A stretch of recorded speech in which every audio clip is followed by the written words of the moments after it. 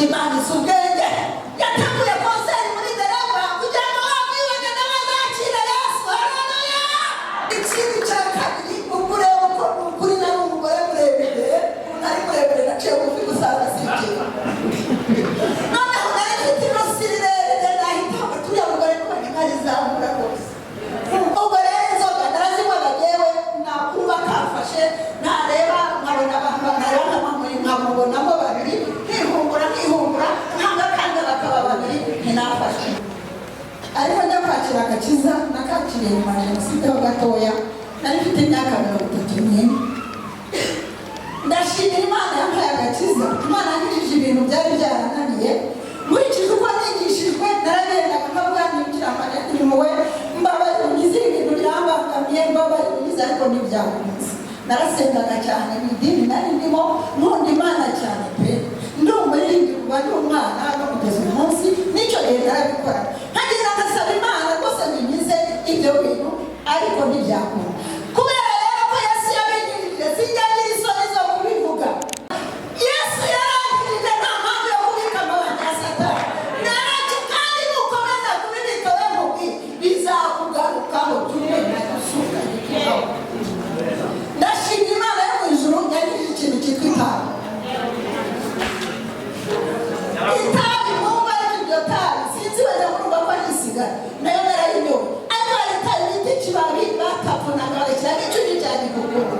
Ni ukuri reka mbabwire ntabwo mesha twari abantu b'amafaranga nari umusirimukazi uteye ubwoba ariko mfite icyo kintu mbega umubabaro naje kubona ko ari icyaha maze gukizwa maze kumurikirwa n'umucyo w'Imana kuko nibuka ku isakoshi yanjye umva nta nzaratsi ni ukuri sinisha nta burozi nta n'ikindi kintu nta n'ubusambanyi bw'abantu ariko itabi rirambata nabandereraga mu isakoshi ngo atabona n'icyo kintu haririmba ngifite ndahazwa ngifite ariko igihe kimwe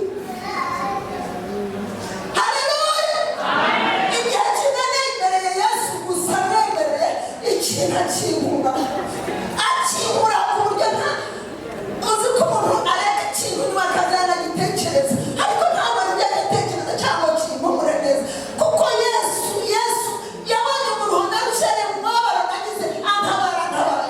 Haleluya.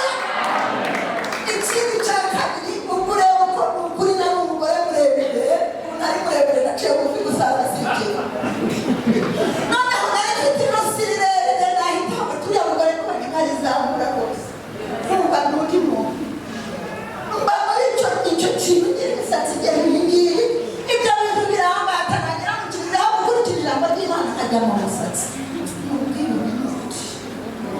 sinabikora icyo gihe ngo nibona ariko maze kumurikirwa n'isano ko nawe ubwibone.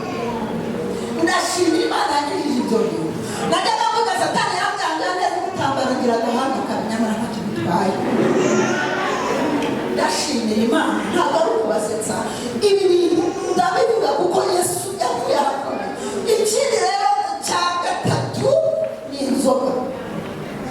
Nta mugabo wanguriraga warangurira kuri inshuti y'umuryango nanjye nkakugurira kuko ukuntu nari meze nari umuntu wibereye aho ngaho nyine ukunda abantu ariko uzi kwihagararaho ntumva ntata agaciro ntumva ntaseba mbese ntiyihagararaho nta n'uwari uzi ko inzoga.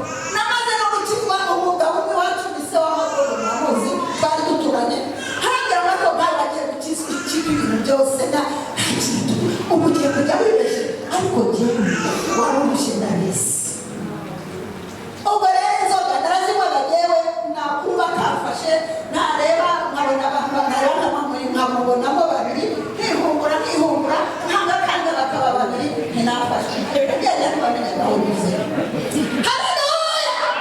Hari tujya dukora byose mujya musaba ubwenge tubikora mu bwenge. Narasindaga ngasindana ubwenge nubwo nta bwenge bw'umusinzi ariko nari nyakuraga nkavaho narindi nkahita ntanajyana. Noneho rero n'inkweto wenda ngira amahirwe z'ibyo ziri hasi ariko nsanga umwana akambakamba n'ibisarabeti yanyaye hewe ngenda ashyira mu mashuka y'umweru kera twajyaga mu mashuka y'umweru gusa. Ndashima rero Yesu wanyujije inzoga. Haleluya. Umwana wa Yesu ni inshuti yanjye niko tujya turirimba ngo Yesu ni inshuti yanjye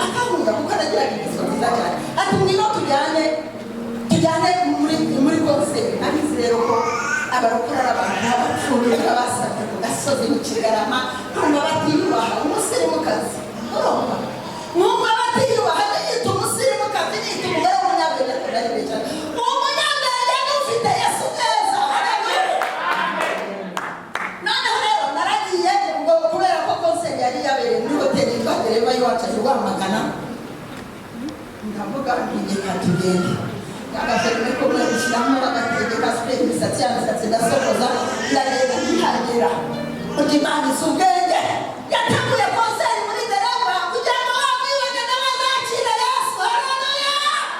Ayiwe, Yesu ni umukiza. Yateguye konseri muri hoteli dereva kugira ngo na mama ka Yesu wigize umusirimu akizwe. Ndashima Yesu.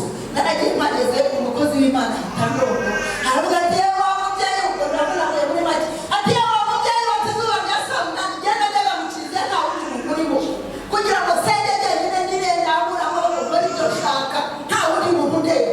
Noneho umusaza arandondora wigishije ati yewe wa mubyeyi w'izuba rya saa munani rya saa cyenda birakwica buri munsi ushaka Imana atari kuyiburirwa n'ibyo bitabi byawe kuyiburirwa n'ibyo biyoga byawe ihane Yesu akugirire neza.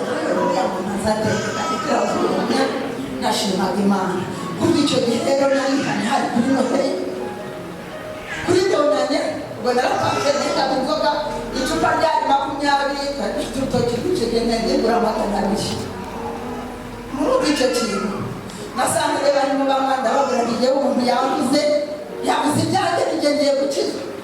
Ubwo rero hari kuri bonane ngeze nabwo nagweye byeri ndazihaga rimwe rirananira ndariraza ariko kuva ku itariki ebyiri. Haleluya! Kuva ku itariki ebyiri kugeza uyu munsi ntabwo inzoga impumurira neza ntawe ubabeshya.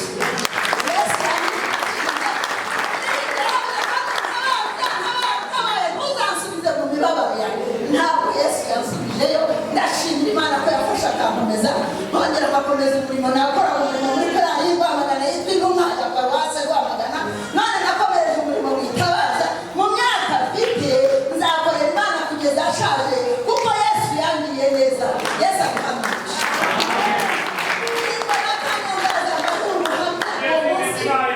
maze gukizwa nahuye n'urugamba rukomeye kugeza n'uyu munsi ariko Yesu umubamo neza ukamubwira neza.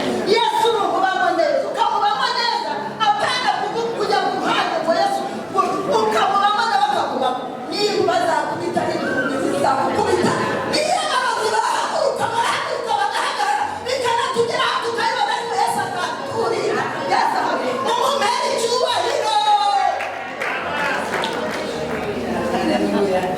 Birashoboka ko nawe waje urushye muri iri teraniro tugiye kumva ijambo ry'Imana. Ushobora kuba nawe hari ibyo umaze igihe usengeraho ugenderaho uryamana ariko uyu munsi n'uwawe ntutahe uko waje ahubwo wemere wumve imiburo ku nzu y'Imana.